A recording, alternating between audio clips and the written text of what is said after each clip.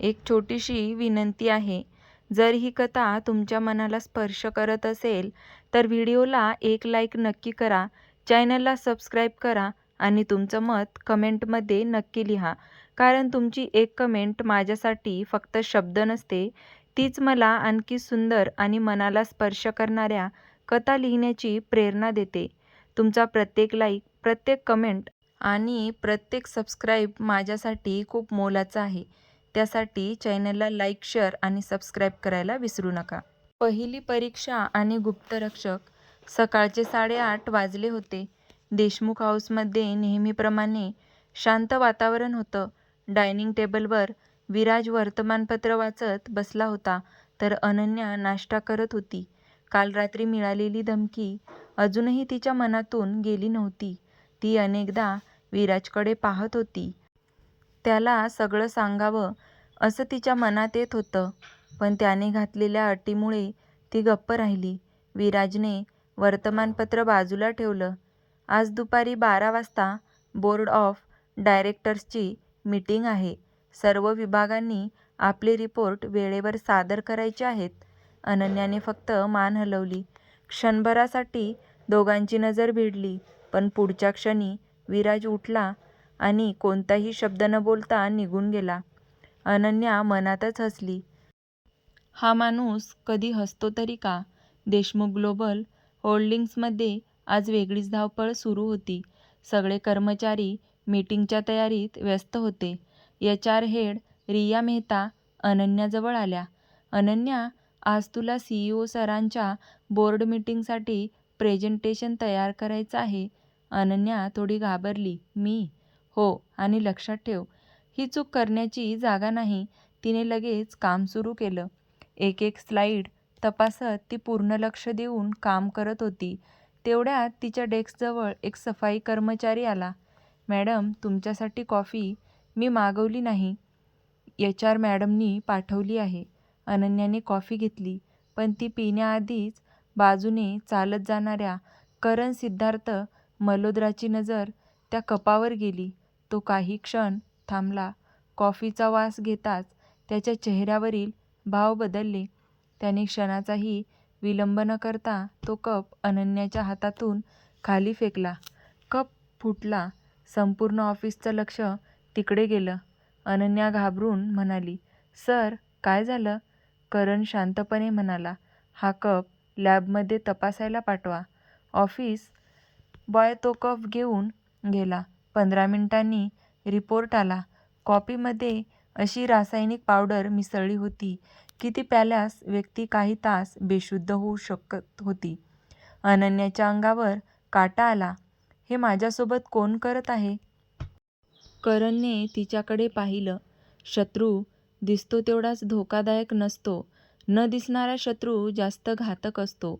दुपारी board meeting सुरू झाली. देशातील अनेक मोठे गुंतवणूकदार ऑनलाईन जोडले होते. विराजने प्रेझेंटेशन सुरू करण्याची परवानगी दिली. अनन्या आत्मविश्वासाने पुढे आली. तिने पहिली स्लाईड उघडली आणि अचानक स्क्रीन काळी पडली. संपूर्ण सिस्टीम हॅक झाली होती. कॉन्फरन्स हॉलमध्ये कुजबूज सुरू झाली. एका डायरेक्टरने संतापून विचारलं, ही सुरक्षा आहे तुमच्या कंपनीची? विराजचा चेहरा कठोर झाला, पण अनन्या घाबरली नाही. तिने लगेच बॅकअप ड्राईव्ह काढली. दुसऱ्या सिस्टीमवर प्रेझेंटेशन सुरू केलं. अवघ्या 2 मिनिटात मीटिंग पुन्हा सुरळीत सुरू झाली. सर्व डायरेक्टर्स तिच्याकडे कौतुकाने पाहू लागले. मीटिंग संपल्यावर विराजने सर्वांसमोर फक्त एक वाक्य म्हटलं, वेल डन मिस पाटील.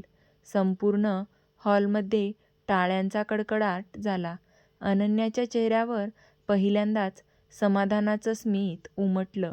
पण कॉन्फरन्स हॉलच्या बाहेर उभा असलेला एक अनोळखी माणूस फोनवर म्हणत होता, पहिला प्लॅन फेल झाला. आता पुढचा वार असा असेल की CEO स्वतः तिला वाचू शकणार नाही. त्याने फोन कट केला आणि त्याच्या हातात असलेल्या फाईलवर एक नाव लिहिलं होतं, ऑपरेशन अनन्या. अपघात की कटकारस्थान? सकाळी 10 वाजता देशमुख ग्लोबल होल्डिंग्सच्या मुख्य इमारतीत गडबड सुरू झाली होती. कालच्या बोर्ड मीटिंगनंतर संपूर्ण कंपनीत फक्त एकाच गोष्टीची चर्चा होती. नवीन कर्मचारी अनन्या पाटील. एका दिवसात CEO कडून 2दा कौतुक मिळणं ही साधी गोष्ट नव्हती. पण जितकं तिचं कौतुक वाढत होतं तितकेच तिचे शत्रूही वाढत होते. विराज आपल्या केबिनमध्ये बसला होता.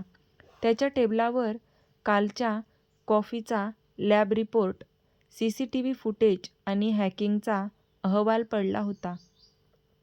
त्याने इंटरकॉमवर आदेश दिला, करण लगेच माझ्या केबिनमध्ये ये. काही क्षणात करण आत आला. विराजने फाईल त्याच्यासमोर ढकलली. एका आठवड्यात 2 हल्ले, याचा अर्थ शत्रू कंपनीच्या आतच आहे, करण गंभीर आवाजात म्हणाला. आणि त्याचं लक्ष फक्त कंपनी नाही, अनन्या आहे. विराज काही क्षण शांत राहिला. मग हळू आवाजात म्हणाला, ती सुरक्षित राहिली पाहिजे, पण तिला माझ्यावर संशय आला नाही पाहिजे.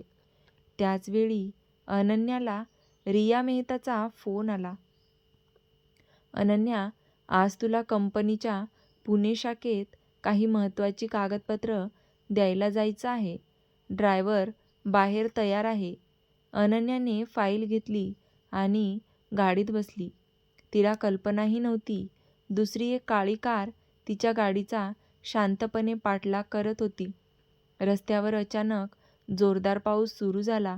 डोंगराच्या वळणावर गाडी पोहोचताच समोरून भरधाव वेगाने एक ट्रक आला. ड्रायव्हरने ब्रेक दाबला, पण ब्रेक लागलेच नाहीत. ड्रायव्हर घाबरून ओरडला, मॅडम, ब्रेक फेल झाले आहेत. गाडी भरधाव वेगाने पुढे धावू लागली. अनन्याच्या हातातील फाईल खाली पडली. क्षणात सर्व काही संपणारसं वाटत होतं. तेवढ्यात मागून एक SUV विजेच्या वेगाने आली. त्या SUVने अनन्याच्या कारला हलकासा धक्का देत तिची दिशा बदलली. कार रस्त्याच्या कडेला असलेल्या मातीच्या ढिगाऱ्यात घुसली. मोठा आवाज झाला. एअरबॅग उघडल्या. अनन्या बेशुद्ध झाली. काही मिनिटांनी तिने डोळे उघडले. बाहेर पाऊस कोसळत होता. तिच्या कारसमोर ती एक काळी SUV उभी होती. एक उंच व्यक्ती खाली उतरली. त्याने चेहऱ्यावर काळा मास्क घातला होता. तो अनन्याकडे काही क्षण पाहत राहिला. मग हळू आवाजात म्हणाला, अजून वेळ आलेली नाही. तुला जिवंत राहावंच लागेल. तो वळला आणि क्षणात तिथून निघून गेला. अनन्या त्याचा चेहराही पाहू शकली नाही. अर्ध्या तासाने विराज घटनास्थळी पोहोचला. त्याने गाडीची अवस्था पाहिली. त्याच्या डोळ्यात पहिल्यांदा भीती स्पष्ट दिसत होती. तो धावत अनन्याजवळ गेला. तू ठीक आहेस ना? अनन्याने त्याच्याकडे आश्चर्याने पाहिलं. ऑफिसमध्ये नेहमी कठोर दिसणारा CEO आज तिची काळजी करत होता. पण पुढच्या क्षणी विराज पुन्हा शांत झाला. तो आजूबाजूला पाहू लागला. त्याची नजर जमिनीवर पडलेल्या एका छोट्याशा धातूच्या वस्तूवर गेली. त्याने ती उचलली. ती एका महागड्या घड्याळाची तुटलेली प्लेट होती. त्यावर फक्त 2 इंग्रजी अक्षरे कोरलेली होती, YS. विराजचा चेहरा बदलला. तो स्वतःशी पुटपुटला, म्हणजे हा खेळ यशवर्धन सिंघानियाने सुरू केला आहे. आणि दूर उभा असलेला एक माणूस मोबाईलवर हसत म्हणाला, नाही विराज, तू चुकीच्या माणसावर संशय घेतोयस. खरा खेळाडू अजून पडद्यामागेच आहे. घरातला पाहुणा की घरातलाच शत्रू? अपघातानंतर 2 दिवस झाले होते. अनन्याला फारशी दुखापत झाली नव्हती, पण डॉक्टरांनी 2 दिवस विश्रांती घेण्याचा सल्ला दिला होता. देशमुख हाऊसमध्ये सगळे तिची काळजी घेत होते. देवयानी देशमुख तर तिच्या खोलीत वेळेवर जेवण, औषध आणि फळं घेऊन येत होत्या. पण एक व्यक्ती मात्र अजूनही नेहमीसारखीच वागत होती, विराज. तो सकाळी लवकर ऑफिसला जात असे आणि रात्री उशिरा घरी येत असे. अनन्याच्या मनात प्रश्न निर्माण झाला. अपघाताच्या दिवशी माझ्यासाठी एवढा घाबरलेला दिसणारा माणूस पुन्हा इतका थंड कसा झाला? त्या रात्री विराज आपल्या स्टडी रूममध्ये बसला होता. समोर CCTV फुटेज होते. अपघाताचा रिपोर्ट आणि तुटलेल्या घड्याळाचा तुकडा ठेवलेला होता. करण आत आला. काही कळलं? करणने गंभीर चेहऱ्याने उत्तर दिलं. ब्रेक मुद्दाम निकामी करण्यात आले होते आणि हे काम बाहेरच्या माणसांचं नाही, कंपनीत किंवा घरातल्या कोणाचं आहे. विराज काही क्षण शांत राहिला. मग म्हणाला, म्हणजे शत्रू आपल्या खूप जवळ आहे. दुसऱ्या दिवशी सकाळी देशमुख हाऊसमध्ये एक अलिशान कार येऊन थांबली. त्यातून एक देखणा तरुण खाली उतरला. त्याने आत येताच मोठ्याने आवाज दिला, अरे विराज, लग्न झालं आणि मित्रालाच विसरलास का? विराजच्या चेहऱ्यावर पहिल्यांदा हलकंसं स्मित उमटलं. अनन्याने आश्चर्याने ते पाहिलं. करणने ओळख करून दिली. हा आहे अद्वैत, सूर्यकांत राणे, विराजचा कॉलेजपासूनचा सर्वात जवळचा मित्र, यशस्वी उद्योगपती आणि देशमुख कुटुंबाचा जवळचा सदस्य. अद्वैतने अनन्याकडे पाहून हसत नमस्कार केला. वहिनी, तुमच्याबद्दल खूप ऐकलं होतं. आज भेटून आनंद झाला. अनन्या हसून बोलली. पहिल्यांदाच तिला या घरात एखादी व्यक्ती मोकळेपणाने बोलताना भेटली होती. संध्याकाळी अद्वैत आणि विराज बागेत कॉफी घेत बसले होते. अद्वैत अचानक गंभीर झाला. विराज, अनन्याला सगळं सांग. विराजने त्याच्याकडे पाहिलं. अजून वेळ आलेली नाही. ती जितकी कमी गोष्टी जाणून घेईल तितकी जास्त सुरक्षित राहील. झाडामागे उभी असलेली अनन्या हे शब्द ऐकून थबकली. कोणतं सत्य माझ्यापासून लपवलं जातंय?